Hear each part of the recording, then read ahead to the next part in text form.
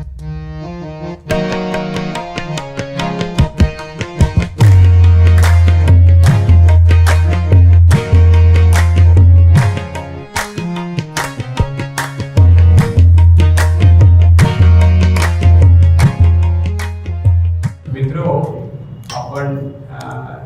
सर्वांचं स्वागत. तर विषय वेगळा आहे माझा, थोडं समजावून घ्या. आणखीन किंचित थोडंसं काव्यात्मक प्रवास आहे थोडासा. ते सुफी लोकांनी काव्य मांडलेली आहेत किंवा सुफी तत्वज्ञानाशी जुळणारे जे काही जे गालिबसारखे लोक आहेत त्यांनी पण काही रचना केलेली आहे. तर त्या रचना आपल्याला मॅचिंग वगैरे आपण त्या दाखवणार आहे. तर तसं एक बंधन ते मुक्ती प्रवास आहे. प्रत्येक स्पिरिच्युअलिटीमध्ये, प्रत्येक आध्यात्मिकेच्या वाटचालीमध्ये बंधन असतं. बंधनामध्ये आपण अडकलेलो असतो, संसाराच्या बंधनामध्ये, निर्णया बंधनामध्ये अडकलेलो असतो आणि मग नंतर शिवाय मुक्तीकडे आपण वाटचाल करत असतो.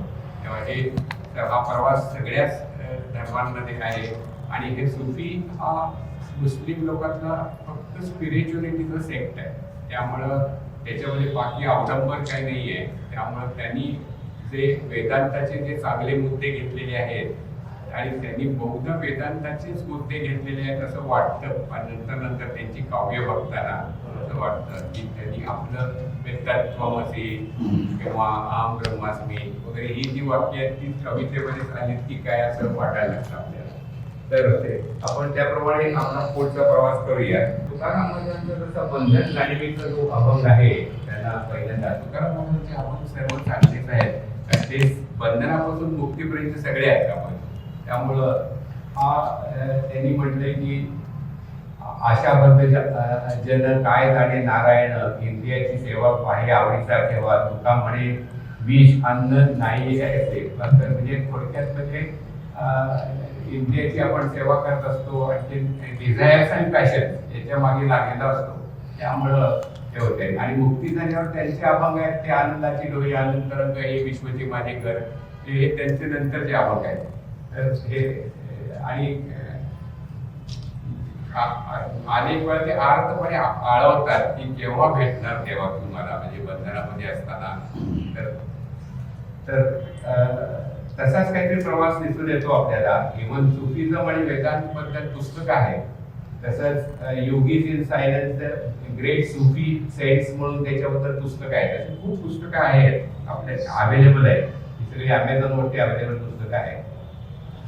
तर सर्वप्रथम आधी आपण सुफी तत्वज्ञानाचा थोडासा परिचय करून घेऊया आणि नंतर सांगितल्या जाणाऱ्या काव्यपंक्ती तुम्हाला जास्ती भावतील. तर तो तत्वज्ञान त्यांचं थोडं पाहूया आपण. सुफी तत्वज्ञान. तर सुफी पंथातील तत्वज्ञानाची मुख्य तत्वे ही आहेत. परमेश्वर हे एकच तत्व सर्व दृश्य जगतात व्यापून राहिलेले, म्हणजे आपल्यासारखंच आहे. त्यांचं आणि आपली वेवलेंथ जुळती आहे. तर हे विश्व चैतन्य सर्व चराचरामध्ये तसेच आपल्या सर्वांच्या शुद्ध जाणीव रूपाने स्थित आहे आपल्यामध्ये. तर हे त्यांचा आणि आपला कॉमन फॅक्टर आहे. तर देहबुद्धीने वासनांमध्ये आपण अडकलो जातो. काम, क्रोध, मोह, मद, मत्सर आणि त्यातून बाहेर पडून परमेश्वराच्या अस्तित्वाची जर झलक मिळवायची असेल तर पहिली पायरी म्हणून चित्तशुद्धी करायला पाहिजे. तर ते एक वाटचाल त्यांची दाखवलेली आहे आपल्याला. ही चित्तशुद्धी होण्यासाठी करुणा, परोपकार, सहवेदना, दान, वासना विजय, विवेक, वैराग्य वगैरे हे सगळं आपण केलंच पाहिजे. आपल्या अध्यात्मामध्ये आहे, त्यांच्यामध्ये आहे. जर चित्तशुद्धी झाल्यावरती बंधन मुक्तीसाठी पतंजली महर्षींनी जसे नियम साधन सांगितलेले आहेत तेही आवश्यक आहे.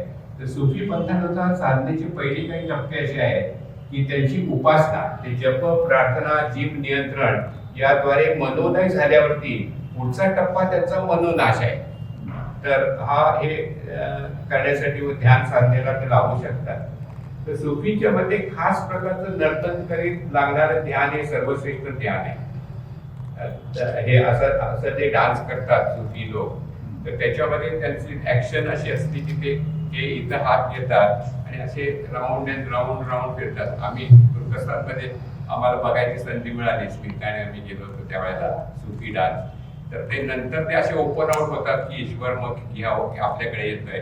एक छोटी आपण नंतर क्लिप बघूया त्याच्याबद्दल. त्यांनी मग त्यांच्यामध्ये ध्यान हे सर्वश्रेष्ठ नर्तन हेच ध्यान आहे आणि त्यांनी धारणा साधते आणि नंतर समाधी लागू शकते, प्रज्ञा जागृत होते आणि मन भूत भविष्यात न गुंतता वर्तमानात राहू शकतं त्यावेळेला, असं त्यांचं म्हणणं आहे. तर ते पतंजली महर्षीच्या देखील सुद्धा त्यांनी पतंजली महर्षींनी उलट केलंय. त्यांनी स्थिर सुखासनावरती भर दिलाय आणि यांनी डान्स वरती भर दिलाय. पण प्रत्येक स्टेप दोघांचे मार्ग वेगळे आहेत. आपण एक व्हिडिओ क्लिप बघूया म्हणजे आपल्याला कळेल. The Deverish ceremony. The participants are known as turners. They wear black cloaks representing the grave and high felt hats representing the tombstone. After removing their cloaks, the turners, with arms crossed on their breasts, simply walk into open space and start turning. This gives the impression of men moving into warm water and beginning to swim. As they turn, they uncross their arms and gradually lift them, symbolizing God's grace being poured upon earth. Their small steps are like a reverse waltzing.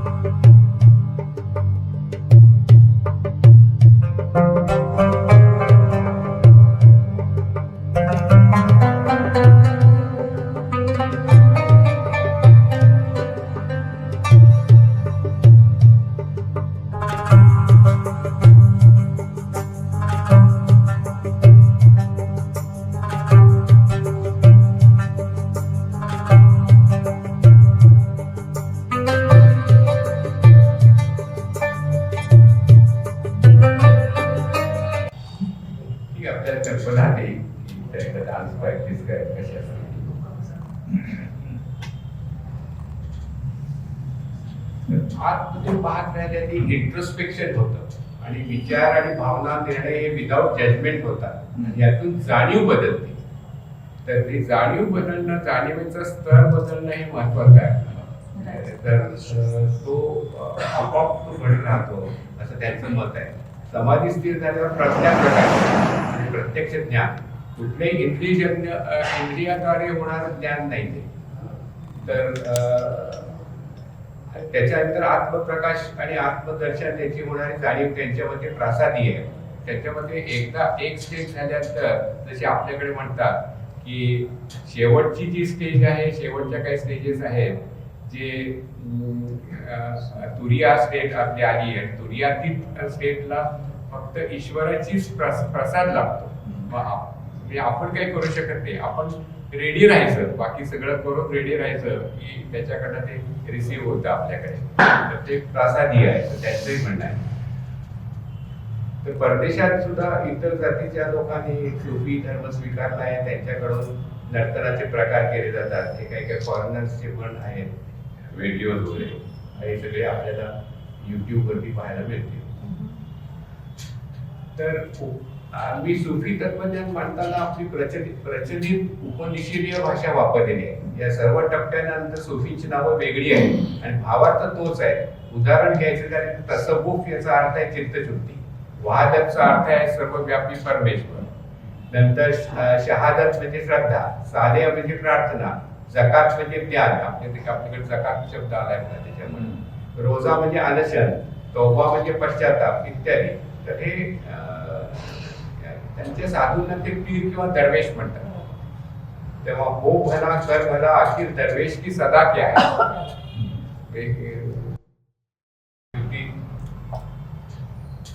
दरवेश काय हे करणार. तर म्हणजे हे जे टप्पे आपाप एक एक प्रगतीचा आपण प्रवास बघणार आहोत. आणखी काय मी काव्य पंक्ती सांगणार आहे त्याचा अर्थ विशद करणार आहे आपण.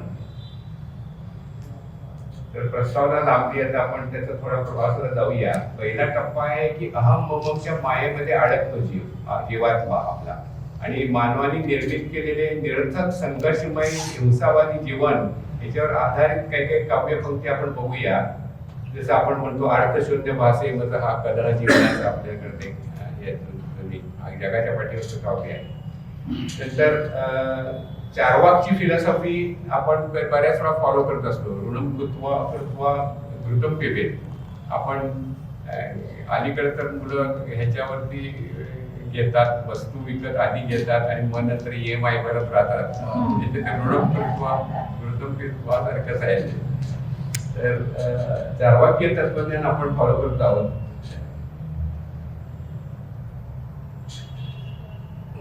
तर मानव प्राणी उगीच इकडून तिकडे पैसा मान मला तर विद्यार्थीच्या मागे धावत आहे.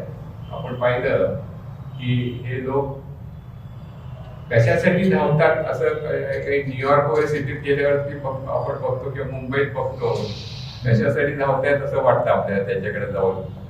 लोंढेचे लोंढे लोक हे करतायत असं वाटतं.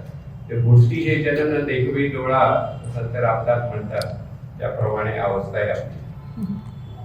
तर आपल्याला आठवते मी थोडस सिंपल पासून अवघडकडे जाऊया. जागते रंग चित्रपटामध्ये आपल्याला हे काव्य आठवत असेल. तो म्हणतो जिंदगी ख्वाब है, ख्वाब में झूठ है क्या और भला सच है क्या. आपण त्यांनी त्याचा रॉंग अर्थ घेतलाय. आपण म्हणतो की ब्रह्मसत्य जगत मिथ्या, त्याप्रमाणे त्याचं ते त्यांनी रॉंग मिनिंग घेतलंय कि जिंदगी ख्वाब है, ख्वाब में झूठ है क्या भला सच है क्या. दिल ने हमसे जो कहा हमने वैसा ही किया, फिर कभी फुर्सत पे सोचेंगे भला था या बुरा. याच्यामध्ये म्हणतो. तर उनको तो जगाया हे आता सूफी पोएट्स आहे. उनको तो जगाया जा सकता है जो सोते थे, जो चलते चलते सोते हैं उनको कभी जगाना आता है. जे चलते चलते सोते हैं उनको जगाना कब आता है. एवढे असले तरी वासनामय इच्छा माणसाला काही सोडत नाही. व्यसने, कामिनी, कांचन, तृष्णा या सर्व विषयाची आपण काही सूफी अधिष्ठित काव्य पंक्ती बघूया आपण.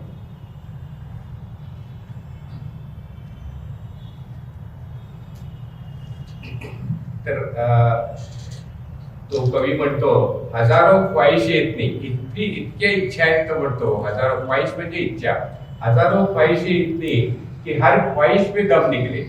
इतक्या माणसाच्या इच्छा असतात, हे करीन ते करीन ते करीन, जेव्हा करतो तेव्हा करतो.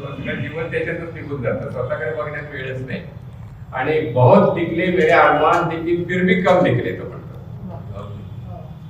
नंतर तो म्हणतो अपनी मर्जी से कहाँ सफर की मैंने, रुख हवा का चला उधर चल दी मैंने. तो म्हणते जिथून हवा मर्जी से कुठे सफर केली म्हणतो मी. बहुत कहा कि अकेले सफर करो, मैं कारवा के साथ चला गया और भटक गया. मी कारवा प्रमाण गेलो आणि भटकून गेलो म्हणतो. नंतर संघर्षमय जीवनामध्ये हिंसात्मक जग सगळं झालंय आपलं. ते त्याला अजिबात आवडत नाही सूफी या पोएट्सना. तर ते म्हणतात पत्थरपेक ही जी आपली नेहमीची बाब आपण अलीकडे बघतो त्याच्याबद्दल त्यांची काव्य छान आहे. तो म्हणतो की कवी म्हणतो की दोनों तरफ से लोग घायल हो गए, पत्थरों की कहाँ कमी थी इस शहर में. तो दोनों तरफ से लोग घायल हो गए, पत्थरों की कहाँ कमी थी इस शहर में. नंतर हे चांगलं आहे. पत्थर हमारे आंगन में आए, उसका तो हमें गम न था. तो म्हणतो गम तो यह है उन लोगों को हम जानते तक नहीं.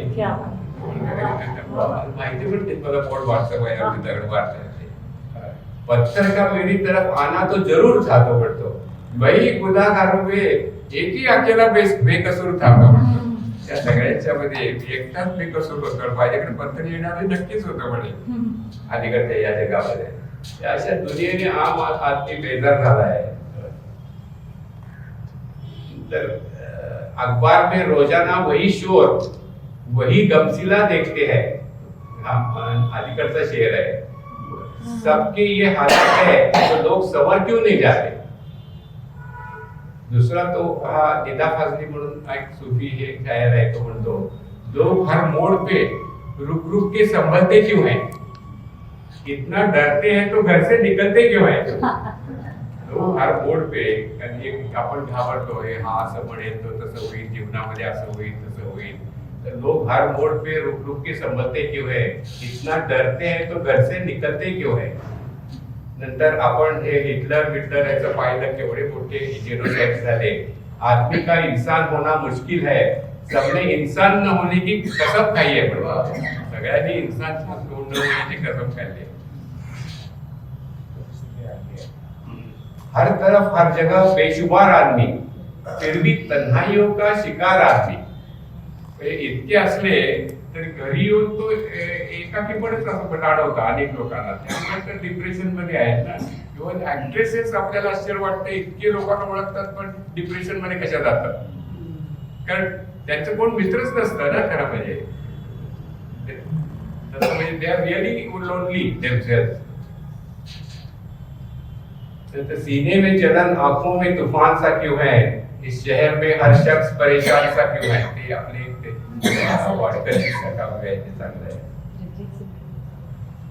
नंतर जब जब इसे सोचा है दिल थाम लिया है मैंने. इंसान के हाथों में इंसान पे जो गुजरी है. तो म्हणतो यहाँ कोई किसी को रास्ता नहीं देगा. मुझे गिरा के अगर तुम चलो तो चलो. सगळ्यांना रॅट रेस मध्ये आहे ना आपण.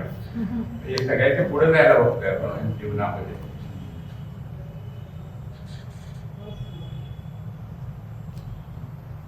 संघर्षमय जीवनाबद्दल काही मुद्दे मांडले. हा काय मुद्दे मांडले. सुरुवातीचा मांडलेला होता तो तत्वज्ञानाचा. आता ते बंधनापासून मुक्तीपर्यंतचा प्रवास आहे. हे बंधनात अडकलाय. आता हे बंधनात निरनिळ्या बंधनात अडकलाय. तो याच्या बंधनात अडकलाय. तमाम उम्र गुजरी है अपनी गफलत पे. जहां की सफर की है अपने ख्वाबों की दुनिया में. नक्शा उठा के कोई नया शहर ढूंढिए. तो बोलतो नक्शा उठा के नया शहर ढूंढिए. इस शहर में सबकी मालूमात हो गई है. एक से मिलके सबसे मिल लीजिए. अलीकडे आपण मास्क घालूनच हिंडत असतो बऱ्याच वेळा आपण हसतो. खोटा हसतो बरेच लोक भेटल्यावरती. निम्मे लोक भेटल्यावरती खोटा हसतो.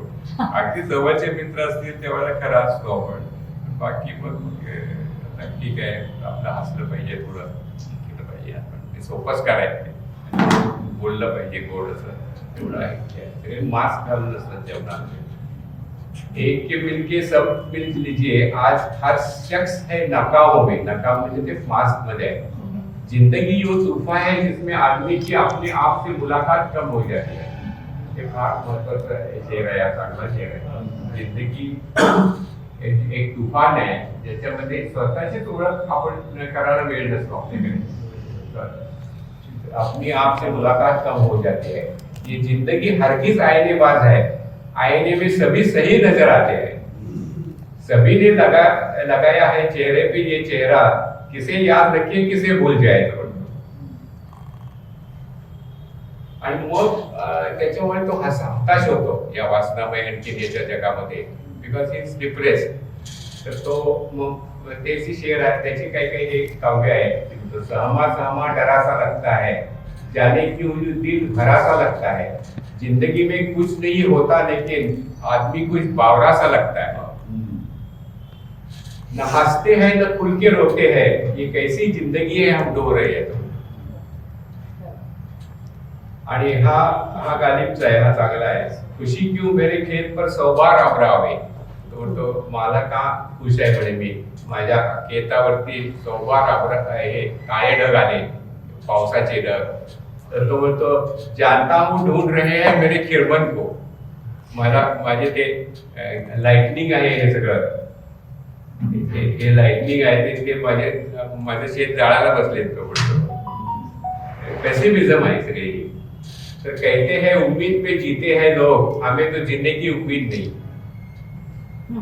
कहते हयात बनते गम दोनों असल में एक है, मौत से पहले आदमी गम से नजात पाए की होतं. कहते हयात म्हणजे आपली जीवन आणि बनते गम, गम म्हणजे गम हे माणसाला काय सोडत नाही दुःख, हे दोन असल में एकच आहे तो म्हणतो. मौत से पहिले आपली त्याच्यापासून सुटका कशी होणार सगळं गम पासून. नंतर शेवटी तो म्हणतो कहतो इन हसरतों से कहीं और जा बसे, इतनी जगह कहाँ है दिले दागदार में. कुठं जगा आहे हृदयामध्ये. मग इष्टपतीचं आगमन होतं, हे फार महत्वाचं आहे आपल्यामध्ये तसं सांगितलंय, अनेक लोकांनी सांगितलंय की काहीतरी झटका मिळाला की आपण शहाणे होतो जीवनामध्ये. झटके आले की नेहमी फायद्याचेच असतात. आपल्याला वाटतं की देवाने ते काहीतरी पाठवले आपल्यावरती दुःख द्यायला, तसं नसतं. त्याच्यातून दुःखातून पुढं काही काही सुखाच्या वाटचाली असतात.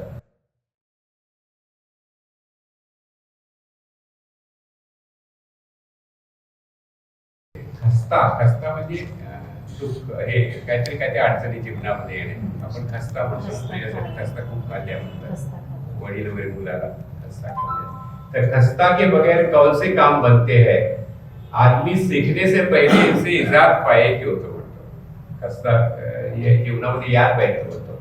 फना को सौंप घर मुस्ताक है अपनी हकीकत का, मिट जाएगा कीट और मल नसीब पे जो आया. तो म्हणतो जेव्हा देवाच्या हातात सोडून टाकतो जर भवितव्य, तो काहीतरी चांगलं करणारच आहे म्हणतो. नंतर मग तो म्हणतो इतकी आपण हे मिटलं पाहिजे की तिथे शांतपणे क्षमा जळती रात्रभर, काय तक्रार करत नाही. तसं ईश्वराचं जे आहे ते एक स्वीकारायला पाहिजे म्हणतो. जे त्यांनी आपल्यामध्ये दाट टाकलंय ते सगळं स्वीकारायला पाहिजे आपल्या ह्याच्यामध्ये जीवनामध्ये. असते म्हणजे जीवन. आदम शान से पी लो क्षमा, हर रंग में जलती है सैर होने तक. प्रत्येक रंगामध्ये जळती क्षमा, अजिबात तक्रार करत नाही. हस्ती हमारी मिटने पर हावी है, यहाँ तक मिटो कि आपका हम मिट जाए. हम म्हणजे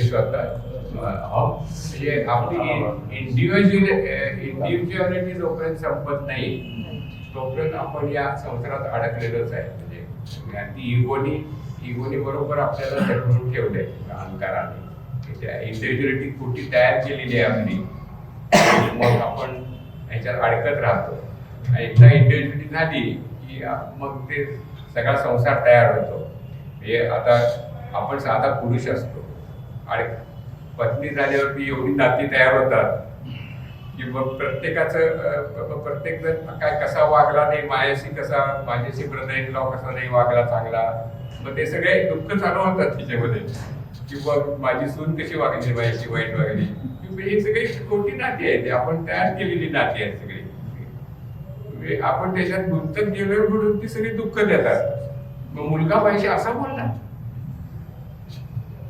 मी एवढा वडील आणि मी जायचे बोलला, ते केवळ त्या रोल मुळे अडकला.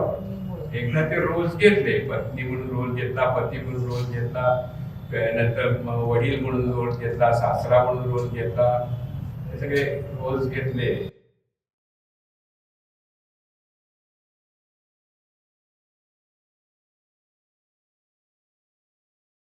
इष्टापती येऊन गेल्यावरती मनुष्य योग्य मार्गावर लागतो. त्याला पुढील जीवन स्पष्टपणे दिसायला लागतं.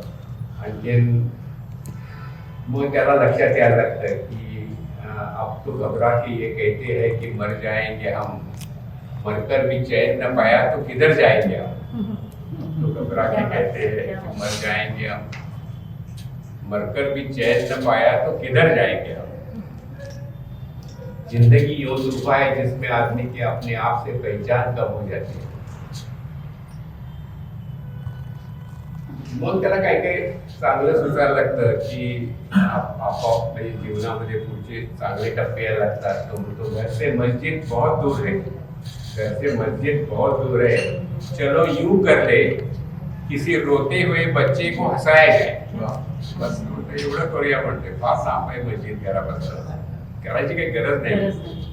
सगळे रडणाऱ्या मुलाला आनंदी करूया म्हणते. हा निदा बदलेला आहे. धूप में निकलो घटाओं में नहा कर देखो, जिंदगी क्या है किताबों को हटा कर देखो. तो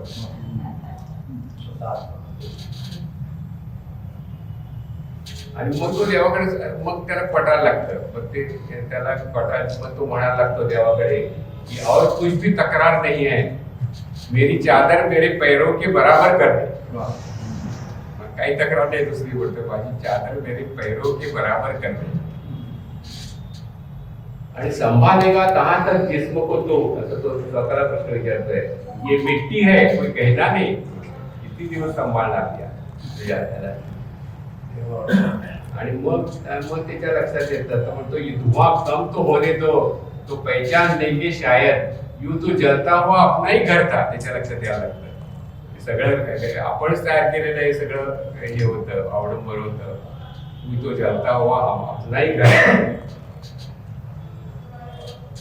सिर्फ आंखों से दुनिया नहीं देखी जाती, दिल की धड़कन की बीना बनाकर भी देखो. तो पहले हर चीज थी अपनी, मगर अब लगता है अपने ही घर में किसी दूसरे घर में है. असं वाटायला लागतं तो म्हणतो.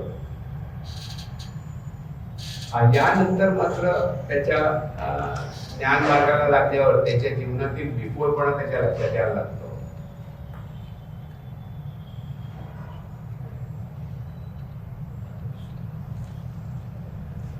त्याच्याबद्दलचे काही आपण सुफी आवन बघूया आणि कबीरचे दोहे घेऊया. मला वाटतं आपण म्हटलं होतं तर कबीरचे दोहे पण जुळतात त्याच्याशी. तर बच्चों का खेल है ये दुनिया, होता है शबो रोज तमाशा मेरे आगे. हा पण तेच म्हणतोय, कबीर म्हणतोय, धरती पवन आकाश जाएगा, चंद्र जाईल, सच तो हम नहीं तुम दे रे भाई, रहे राम भरपूरा कहे कबीर, सबे जग विनस्या, अरे रहे राम अविनाशी रे. तो रामच सगळ्यांच्या मध्ये आहे. आणखी हे बाकी सगळं जीवनाचं ड्रामा चालू आहे. त्या ड्रामामध्ये तुम्ही ड्रामासारखं बघितलं तर खरं आहे, नाटक म्हणून बघितलं तर. नाहीतर मग अडकत गेला तर मग दुःखच दुःख आहे. संकल्प विकल्प आहे, दुःख आहे, सगळे द्वैताचं जग चालू झालं. मग अद्वैताचं जग चालू व्हायला पाहिजे.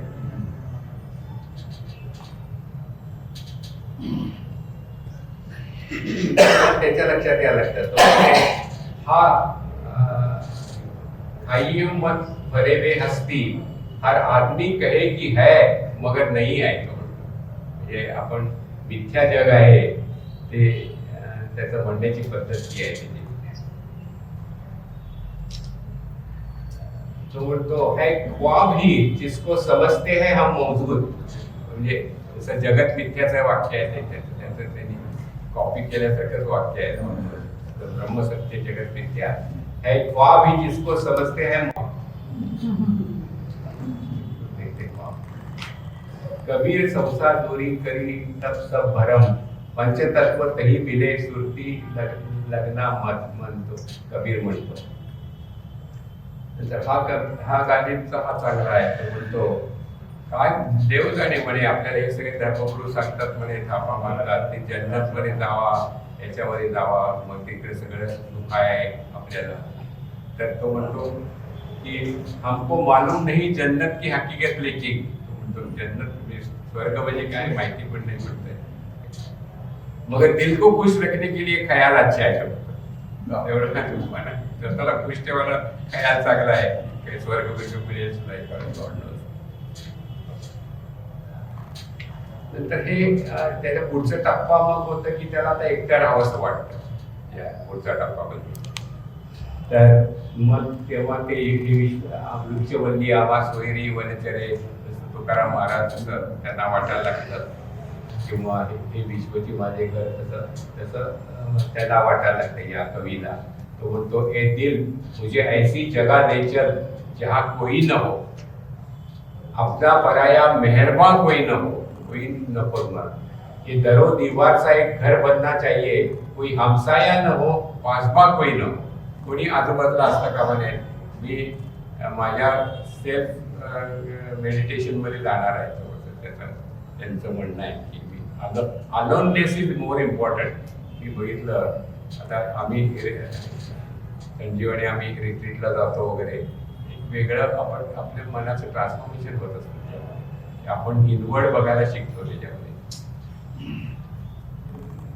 तर तू खुद रहबर है, खुद कारवा है, तो बोलते मला लक्षात यायला लागतं. खुद ही मंजिल है, मुसाफिर फिर कब तक चलोगे कारवा के साथ. किती वेळ कारवा के साथ चढणार तो म्हणतो. तूच हेच आहे, वाटाडे आहेस, तूच कारवा आहेस, तूच सर्व आहेस तो म्हणतो. सर्व जगच हे सर्व खलुइदम ब्रह्मम असं जग आहे. मग कवी म्हणतो मग हे असे विचार, चांगले विचार मला कुठून येतात ते देव जाणे म्हणे मला. आते है गैब से ये मयामी ख्याल मुझमें. विचार येतात, पाहता हूं उनसे दाद कुछ अपने कलाम को. तो मग काही उतरवून काढतो म्हणे. जसं संजीवना रात्री सुचतं काहीतरी सकाळी आपल्याला पाठवतात. नंतर ते मग तो विचार आपल्यासारखंच आहे ते वेदांत सारखं. कहना सके कौन ये की जलवागरी किसकी है, पर्दा छोड़ा है उसने की उठाया न जाए. तो म्हणतो असा पर्दा टाकलाय त्यांनी त्याच्यामध्ये आणि आपल्यामध्ये की आपली त्याची सध्या तरी काय भेट होऊ शकत नाही म्हणतात ईश्वर तत्वाची आपली.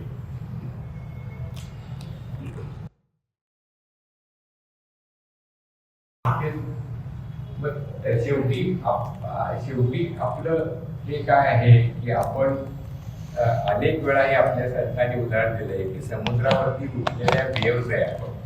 आणि वेव्स प्रत्येक वेव्हला वाटतं की आपण वेगळे आहे. प्रत्येक लाटेला वाटतं आपण वेगळे आहे. त्याला पटत नाही की आपण समुद्रच आहे म्हणून. आणि समुद्राने पटत नाही की आपण पाणीच आहे म्हणून. शेवटी पाणीच आहे ते शेवटी. तर असं एकंदरीत हे सगळं आहे. तर त्याचं त्यांनी चांगलं काव्य लिहिलंय. तर म्हणतोय महरूफ है वो नाला की मंजिल तक न गया. जमीन का शिकार हो गया वो कतरा वो दरिया न हुआ. हे आपलं दरिया होणं आपलं एम आहे याच्यामध्ये की परमात्म्यामध्ये विलीन होणं हे आपलं एम आहे. ते आपण धडपड तिकडे बसलो की मग आपण इथं या रेतीमध्ये मुरून जाणार. समुद्राला काय भेटणार नाही काय.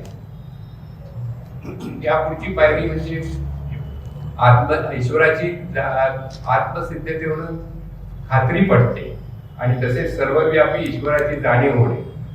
अवघाची रंग एक झाला मी तू पण गेले वाया आठवाता. यांचा तुकाराम महाराजांचा. तो म्हणतो फूल रह जाएंगे फूलदानों में यादों की तरह, मैं तो खुशबू हूँ हवाओं में बिखर जाऊंगा. मैं तो खुशबू हूँ हवाओं में बिखर जाऊंगा. नंतर हे ईश्वर सगळीकडे पसरला आहे पण मला महसूस होत नाही म्हणतोय तो. होके खुशबू की तरह फैला था वो मेरे चारों ओर. मैं उसे महसूस कर सकता था कि आहे कुठेतरी ईश्वराचा प्रेझेन्स आहे म्हणून, पण मैं उसे छू नहीं सकता कारण ऑब्जेक्ट नाही आहे. हे विश्व चैतन्य आणि चैतन्य आहे.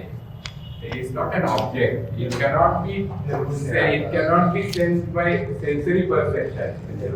आपण बियॉन्ड सेन्सिंग केलं तरच ते परसेप्शन येणार आपल्याला. मग त्याच्या लक्षात यायला लागतं की हे सगळे दुनियामध्ये प्रत्येक जो काही कण तुमच्या माझ्यामध्ये स्फुल्लिंग आहे तो सगळा त्याचाच सगळा त्याच्यापासूनच आपण निघालेलो.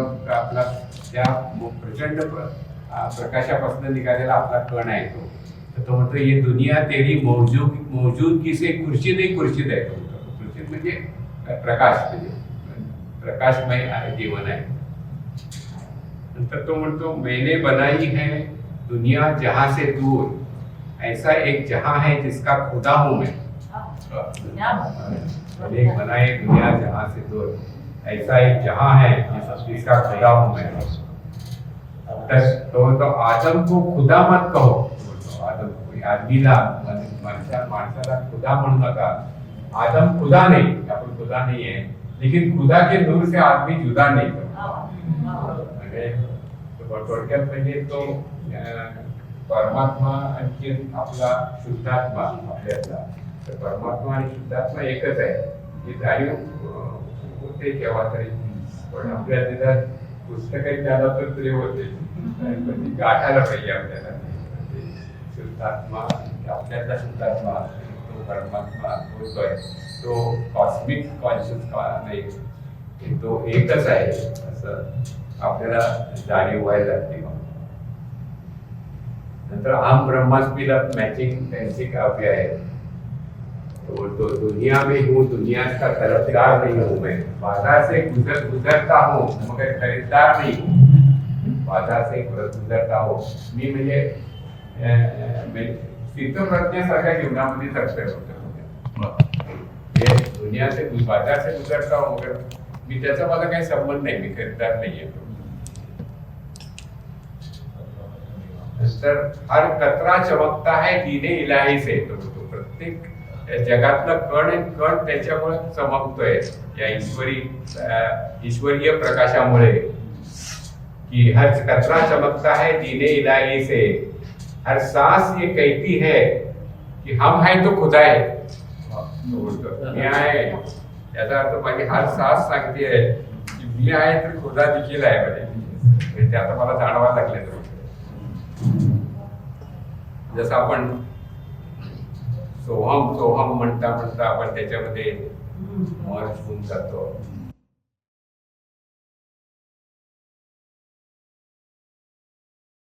नंतर जीवनामध्ये हस्ती म्हणजे जीवन, हस्ती मी मत खडे खडे त्याच्यामध्ये गुंतून जाऊ नका तो म्हणतो.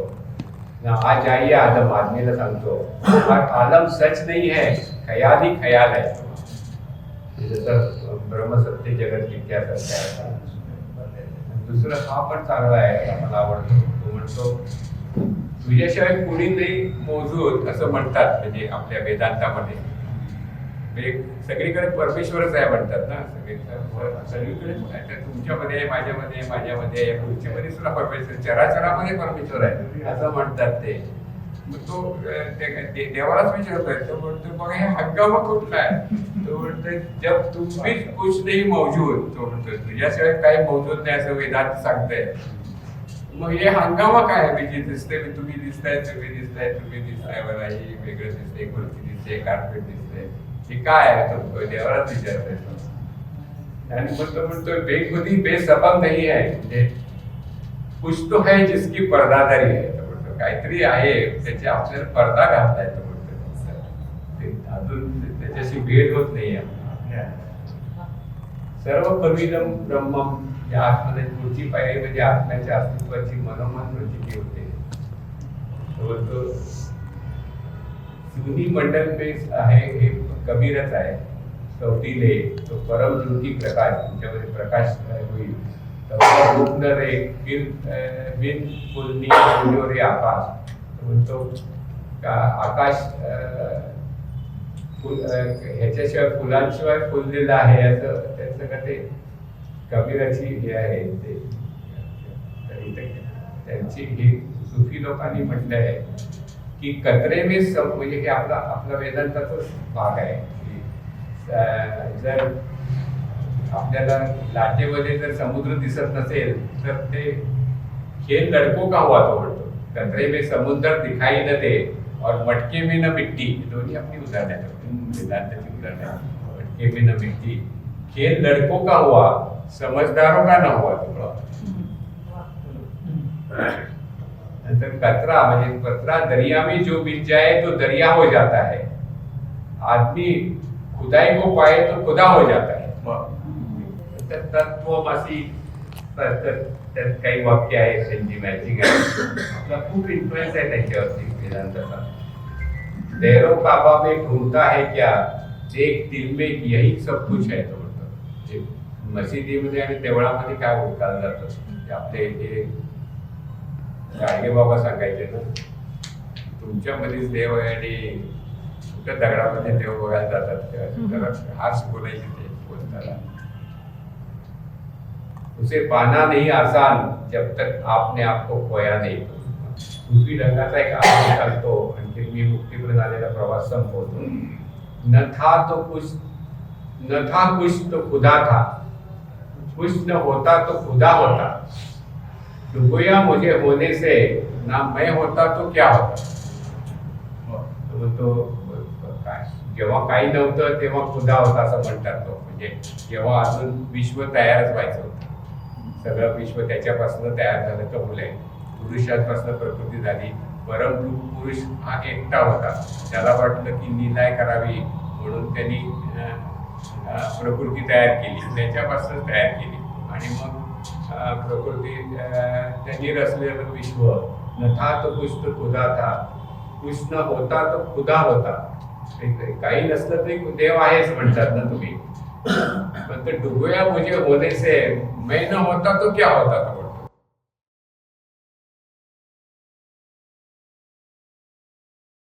हे सुफी तत्वज्ञानासमोर वेदांताच्या तत्वाची सांगड आपण पाहिली, याच्यावर लक्षात येतं की वेदांताचा त्या काळी हिंदुस्थानातील सुफी कवींच्यावर खूप प्रभाव पडला होता।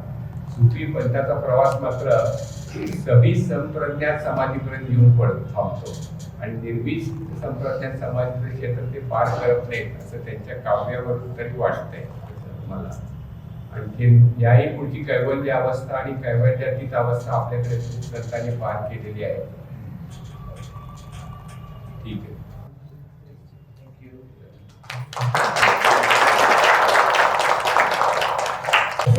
ज्या पद्धतीने आता ऑडिओ व्हिज्युअल सुफी तत्वज्ञान आणि वेदांताची सांगड जी आहे ती कशी आहे त्या त्यांनी व्यवस्थित या पद्धतीने आपल्याला सांगितलंय। त्यामुळे आपल्याला अंदाज आला की जरी खुदा जरी विश्व नव्हतं तरी देखील होता आणि त्यानंतर सुद्धा तो आहे, परंतु आमच्यातला जीवभाव जोपर्यंत आहे तोपर्यंत आपल्याला समजत नाही। तो जीवभाव जर गेला तर जीव ब्रह्म पण आपण आहात। असंच खरं ते शेवट त्याचा तुम्ही खूप चांगला केला, मला आवडला तो। कारण परमेश्वर आहे की नाही हे केव्हा कळतं, देहभाव संपल्याशिवाय ते कळत नाही। आणि सर्वव्यापी सर्वांतर्यामी असणारे जे अनादि अनंत निर्गुण निराकार तत्व आहे त्याची प्रत्यक्ष अनुभूती आपल्याला जीवभाव गेल्याशिवाय जात नाही। ते सुरुवातीला असं दाखवलं तुम्ही की आयुष्य हिंसात्मक सगळं चाललेलं आहे, कोण कुणाला विचारत नाही, कोण कुणाची किंमत करत नाही आणि जे काय पत्थरबाजी चाललेली आहे ते एकमेकावर दगड मारतायत, कशाला करायला लागलं तेच कळायला झालंय।